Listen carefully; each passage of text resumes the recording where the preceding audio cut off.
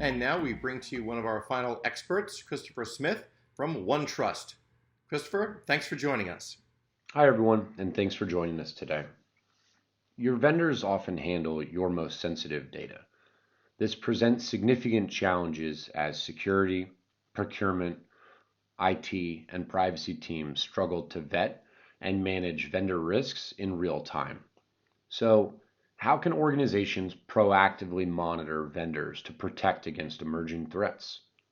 Additionally, how can risk exchanges help organizations manage the third-party risk management lifecycle with more efficiency?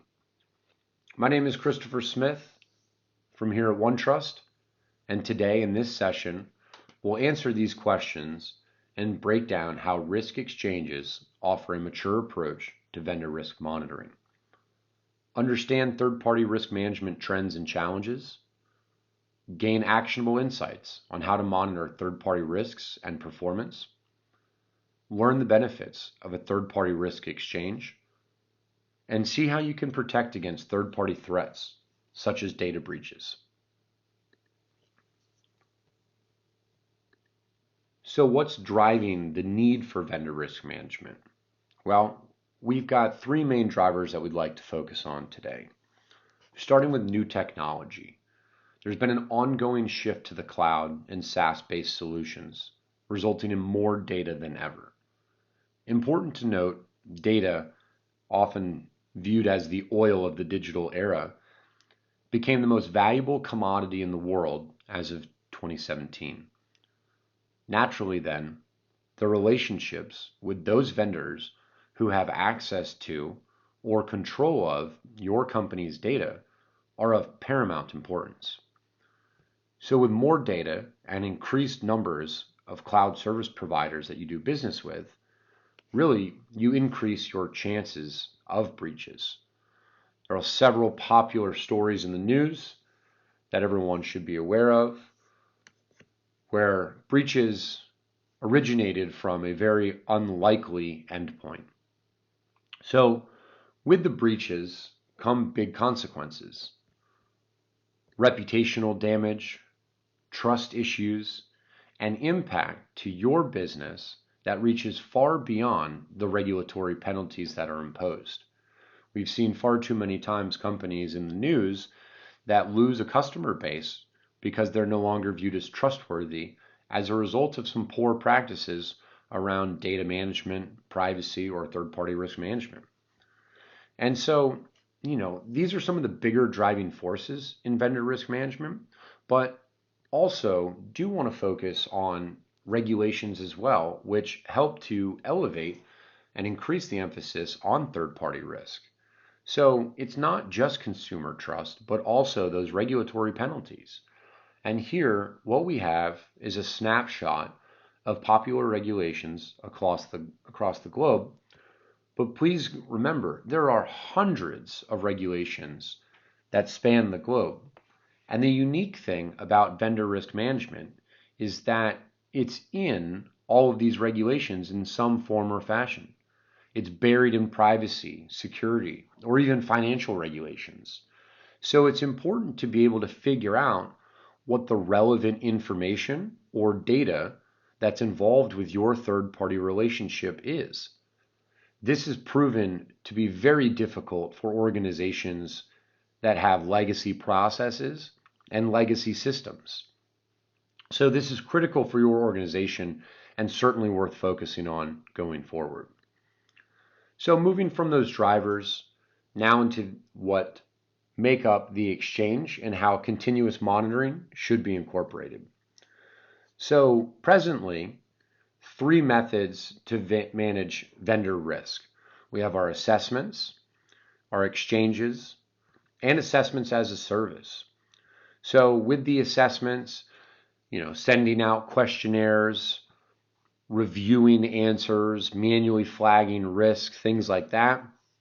With the exchanges, you've seen an uptick in them as a result of this CEPRO survey, where companies are increasing their adoption of being able to utilize vendor risk profiles to get information out of the box and learn how to prioritize their vendors. Utilize pre-completed assessments to decrease the amount of time spent searching and knocking on doors for those responses. And then also getting real-time notifications of things like a breach or enforcements of any third parties that you're working with. And then assessments as a service. Really, I think everyone understands the burden that obtaining completed assessments puts on teams. So being able to offload that work from your team to someone else so that you can focus on the core risk management.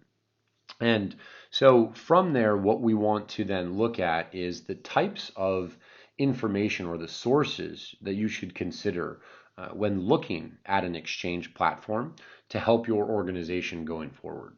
So on the left-hand side, the light blue, really focused on proactive research from public and private sources.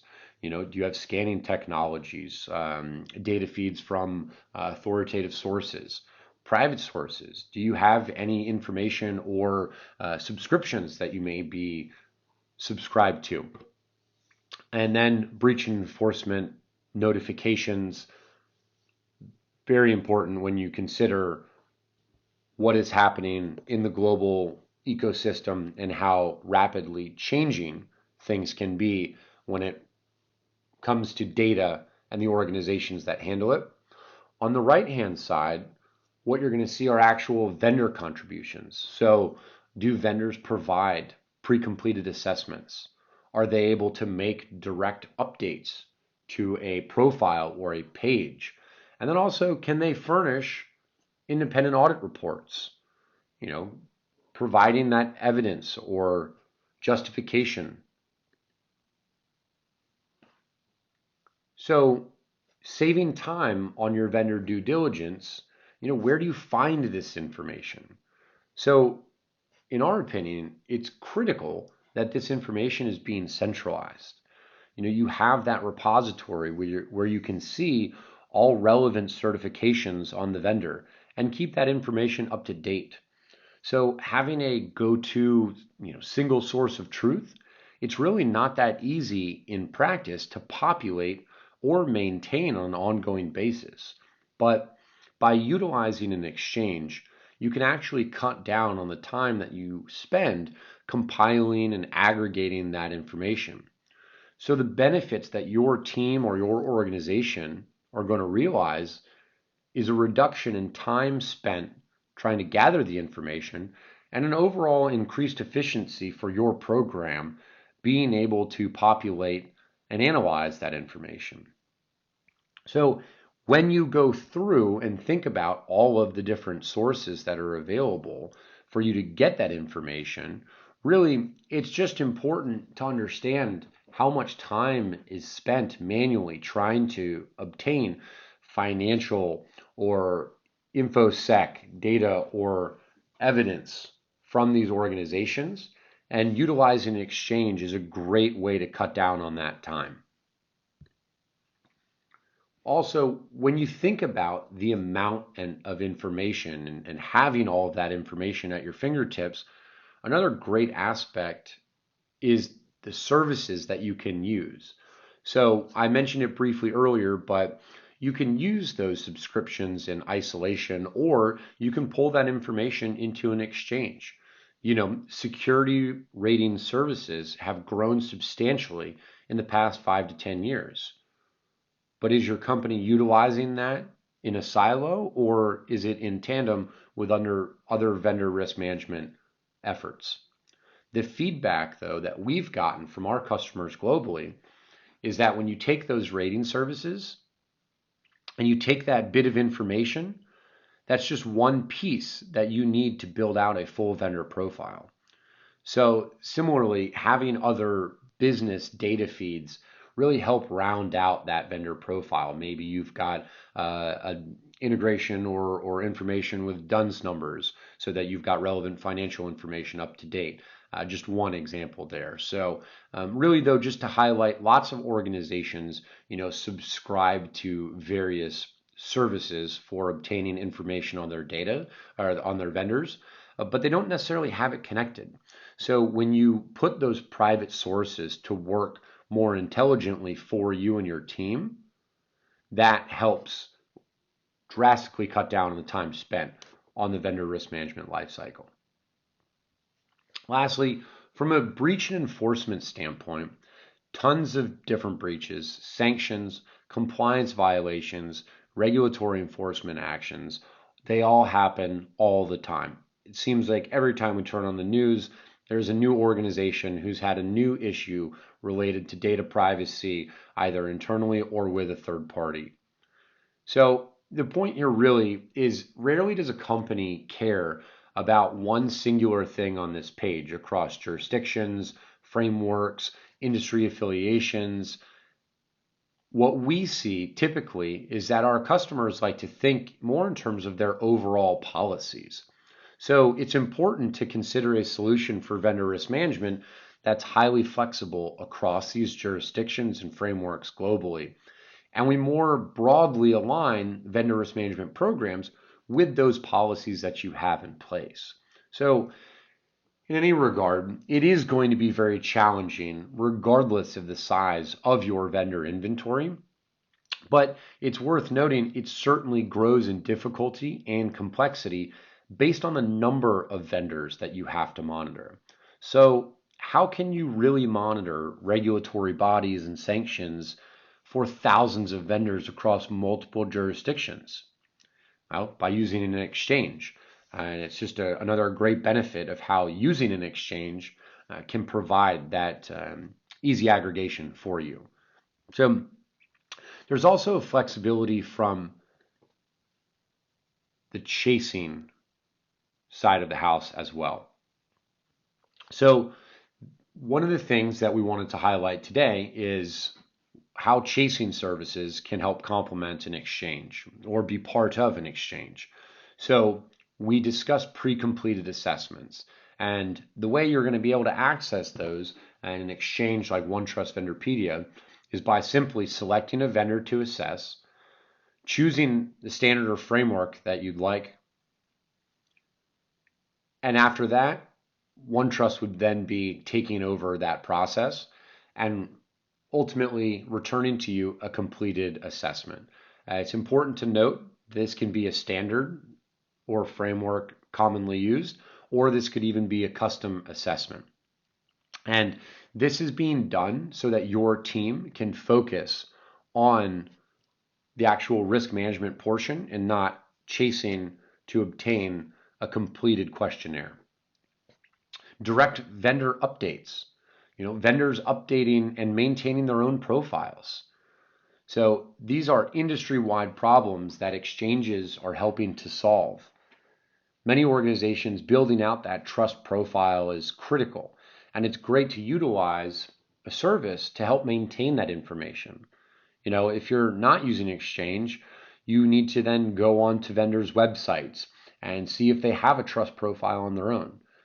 Go on Google. You can see many organizations will actually put their data processing agreements publicly available online so that you can do the due diligence yourself. But when you consider the number of vendors in your inventory, this may not be feasible from a scale position.